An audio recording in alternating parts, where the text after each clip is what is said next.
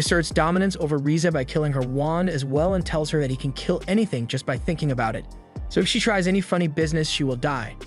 She caves and tells him that she's a wand master, so she can attack without a wand, also giving him the wand that she kept stashed away in between her mounds. She was ordered to capture Danura, but that also means the other servants were given the same order and Danura nearly gets sneak attacked, but she's finally starting to pull her weight in the game and gets her first kill. Riza tries to use the distraction to get up and use her extra hidden wand, but that counts as funny business and Yogiri was clear what would happen if she tried that. Riza gets killed, leaving only the little girl and her dolls to attack them, but he just kills the dolls and goes down to finish off the girl.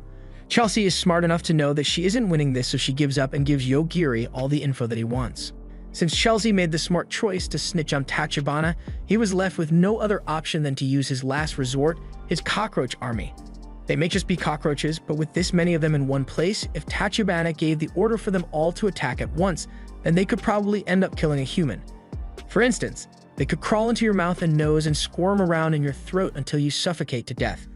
But now that we've got enough nightmare fuel for the day, we see Euphemia telling Tachibana that it might not be a good idea to attack someone who claims to be able to kill anybody, but Tachibana isn't backing down because he is a dominator, so if he doesn't kill Yogiri, he won't be the main character.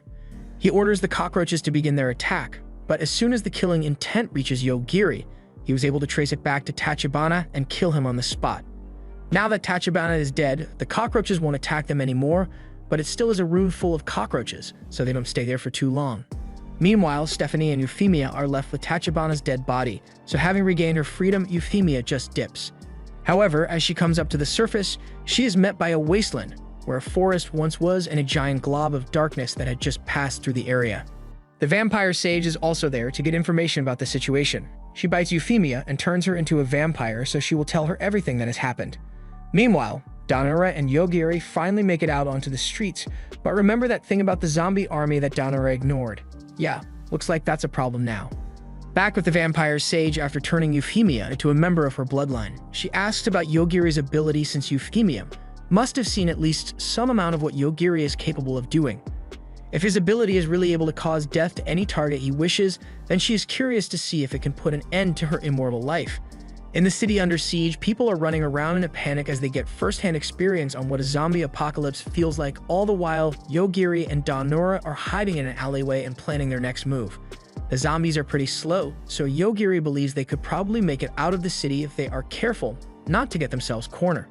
Danura asks if he really intends to just leave the people of the city as things are right now, but he never signed up to be a hero in this world. He made it clear at the start all he cares about are Danura's fun bags, so she's the only person he feels inclined to protect. Meanwhile, the mayor of the town is outraged that the undead army's leader, Masayuki, showed up to his town unannounced and is laying waste to his people unprovoked. The vampire sage, Lady Lane, personally gave him control over this area, so Masayuki has no right to come in here and destroy it. Masayuki tells Ryota to calm down. After all, they were both once comrades and sage candidates. They both survived the same battlefield together, or at least Ryota did since Masayuki died and got revived as an undead. Getting back to the point, Ryota tells Masayuki to take his undead army and get out of his city immediately, but Masayuki has all the permission he needs from Lady Lane herself, so there's nothing anyone can do to stop him since he has literally been given a license to kill as many people as necessary to find Yogiri. Hearing that this was under the orders of Lady Lane, Ryota is forced to concede and hand over the key to the city so Masayuki can get on with his plans.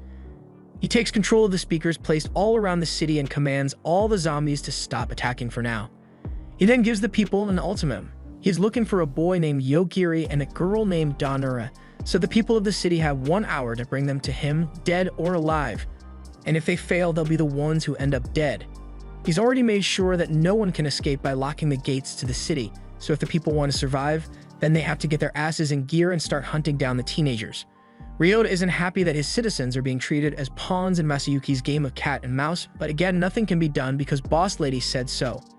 Now the people on the street are running around like crazy looking for Yogiri and Danura, and they are frankly more frightening than the zombies were. Danura doesn't even get why they would be getting chased to this extent in the first place, but there was that whole thing when Yogiri killed one of the sages. That was probably a pretty big deal. Recklessly killing people may end up causing them more problems in the future, but just as he says this, 3 people pull up behind him and are prepared to end his life in order to capture him. Yogiri gives a warning saying that he will not hesitate to kill anyone who attacks him, but this chunky guy pays no heed to this warning and attacks anyway. And as expected, another coffin now needs to be purchased. The other two guys get cold feet after seeing their friend get killed so easily and run away, and Yogiri is left wondering why Masayuki would think the citizens would be of any use in capturing him, as it has already been established that he can kill anybody without much difficulty. Then again, Masayuki might have been hoping that Yogiri would have some kind of moral code against killing civilians or something, but Yogiri has no such weaknesses. Still, he doesn't particularly like the idea of having civilians thrown at him like meat puppets, so he decides that it might be a good idea to go negotiate with Masayuki personally.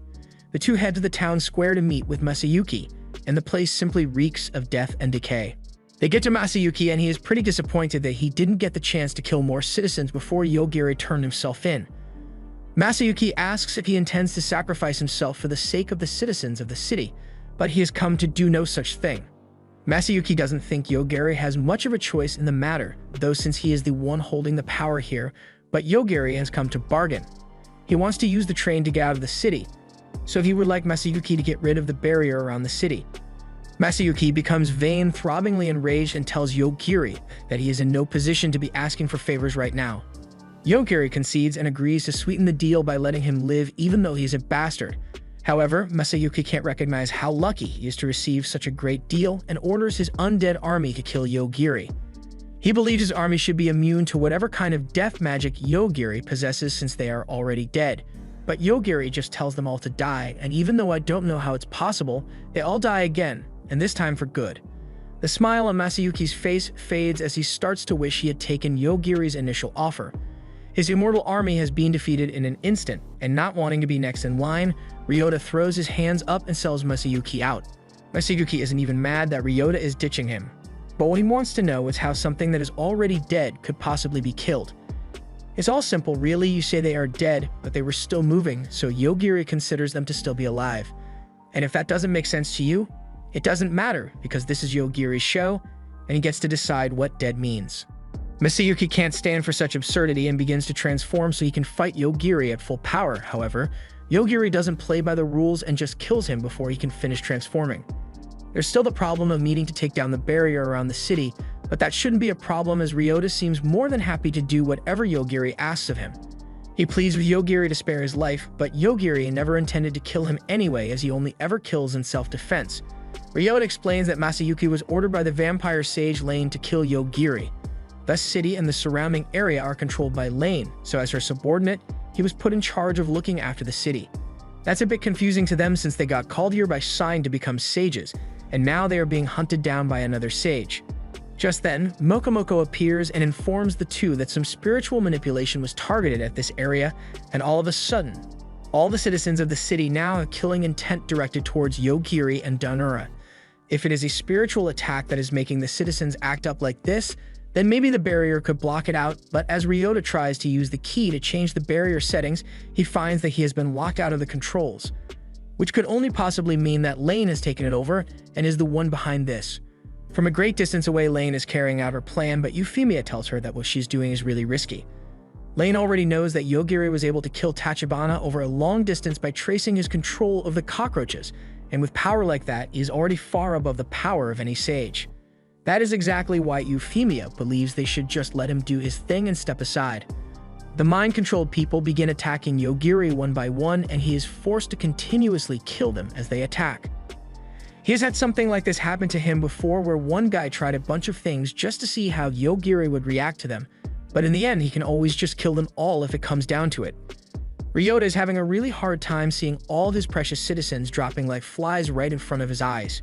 Meanwhile, Lane is still doing her thing outside the city, and as that darkness monster from before is approaching, it works out in her favor because now she can cause Yogiri's death without any direct killing intent against him. She decides now is a good time to put her backup plan into action and duplicates her body several times in the sky. In the city, the darkness has arrived within the city borders, and it is turning everything that it comes in contact with into sand, and it's heading straight for them.